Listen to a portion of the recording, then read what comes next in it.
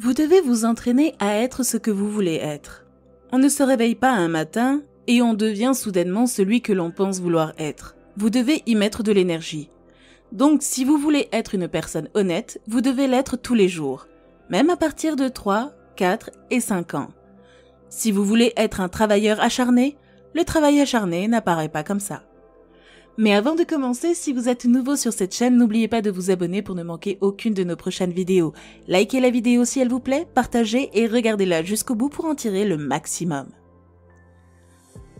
Vous devez vous entraîner à travailler dur. Vous devez vous entraîner à faire des efforts. Et je les encourage aussi. J'essaie de les aider à comprendre que les bonnes choses ne viennent pas facilement sans effort. C'est là que vous grandissez.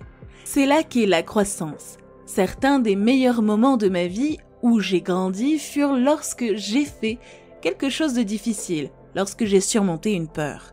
Vous ne vous rendez pas compte quand vous le faites, mais quand vous sortez de l'autre côté, vous réalisez « Waouh, j'ai vraiment fait un pas en avant ». Je pousse donc mes filles, mais surtout, je les aime beaucoup. Et c'est ce que je ressens pour vous tous.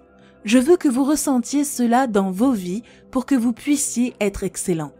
Parce que d'autres personnes m'ont dit que je ne pourrais pas réussir à l'école pour une raison quelconque. J'ai toujours été un bon élève. Je travaille dur, mais je pensais qu'il y avait une sorte de magie qui faisait qu'on était vraiment bon.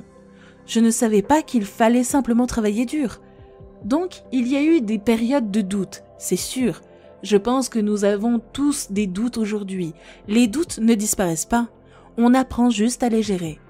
Vous commencez à vous connaître et vous devenez plus confiant.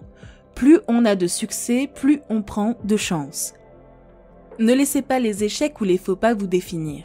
Tout le monde tombe de temps en temps. Certaines personnes tombent souvent.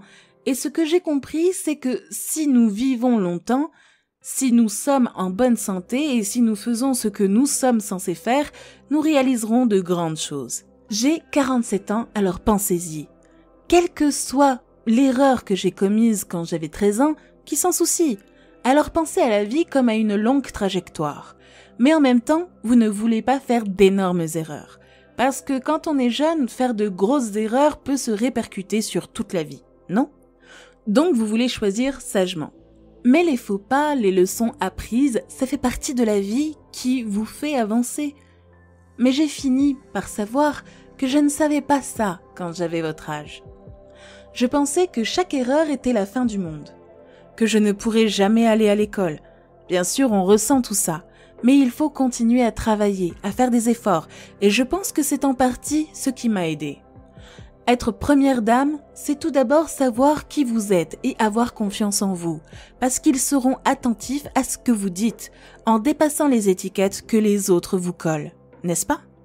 C'est une grande partie. C'est ce que nous nous faisons les uns les autres tout le temps. Nous ne nous connaissons même pas, et nous avons déjà déterminé à partir d'une rencontre, d'un regard, une ligne, un mot, une phrase, qui vous êtes. Donc vous devez savoir qui vous êtes au-delà de ça. Vous vivez cette réalité et vous continuez à la vivre quoi qu'il arrive. Et si vous avez un bon caractère et de bonnes intentions, alors cela finit par transparaître, mais au bout du compte, c'est un travail difficile. Et j'aime travailler dur, et j'aimerais faire de bonnes choses, et pratiquer cela maintenant. Et croyez-le ou non, je ne le savais pas. Ça m'a préparée à être la première dame des États-Unis. Je ne le savais pas. Je suppose que je m'en sors bien. Mais vous savez quoi? Chaque jour, on se lève et on continue à faire ce qu'on pense être la bonne chose. Lire, écrire, lire, le président est là. Une de ses plus grandes forces est la lecture. C'est une des raisons pour lesquelles il est un bon communicateur, un si bon écrivain.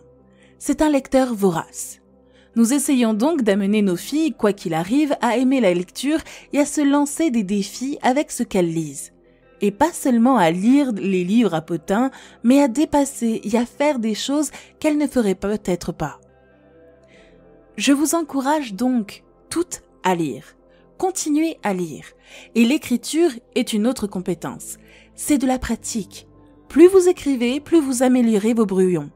Nos enfants apprennent. Le premier jet ne signifie rien. Tu vas faire 710 brouillons. c'est de l'écriture, ce n'est pas l'échec. Ce n'est pas que le prof ne t'aime pas, parce que c'est marqué en rouge. Quand tu deviens un bon écrivain, tu marques tes propres trucs en rouge, et tu réécris encore et encore. C'est ça l'écriture. Si vous sortez avec ces compétences, et puis vous êtes confiant, et vous pouvez articuler, et vous pouvez vous tenir droit et regarder n'importe qui dans les yeux et dire « Voici qui je suis ». C'est un plaisir de vous rencontrer. C'est l'une des choses que nous essayons de faire avec notre programme de mentorat pour les jeunes filles. Le message que je leur adresse est le suivant. Si vous pouvez entrer à la Maison Blanche, rencontrer la première dame et lui dire « Je m'appelle un tel. Comment allez-vous » et me regarder dans les yeux, il n'y a rien que vous ne puissiez faire. C'est pourquoi c'est important. Si vous avez marché jusqu'ici, que vous êtes assis ici devant tous ces gens, que vous vous tenez droit, que vous posez des questions, que vous utilisez votre voix, vous devez vous entraîner. Ces arènes se présentent encore et puis vous vous y habituez. Les nerfs s'en vont et vous commencez à vous détendre dans vos propres capacités, mais ça demande de la pratique. Quand vous avez du mal et que vous pensez à abandonner, je veux que vous vous souveniez d'une chose dont mon mari et moi avons parlé depuis que nous avons commencé ce voyage, il y a près de 10 ans. Une chose qui nous a portés à chaque instant dans cette Maison Blanche, à chaque instant de nos vies. Et c'est le pouvoir de l'espoir. La conviction que quelque chose de meilleur est toujours possible si vous êtes prêt à travailler et à vous battre pour cela. C'est notre croyance fondamentale dans le pouvoir de l'espoir qui nous a permis de nous élever au-dessus des voies du doute et de la division, de la colère et de la peur auxquelles nous avons été confrontés dans nos propres vies et dans la vie de ce pays. Notre espoir que si nous travaillons suffisamment dur et que nous croyons en nous-mêmes, nous pouvons réaliser tous nos rêves, quelles que soient les limites que les autres peuvent nous imposer.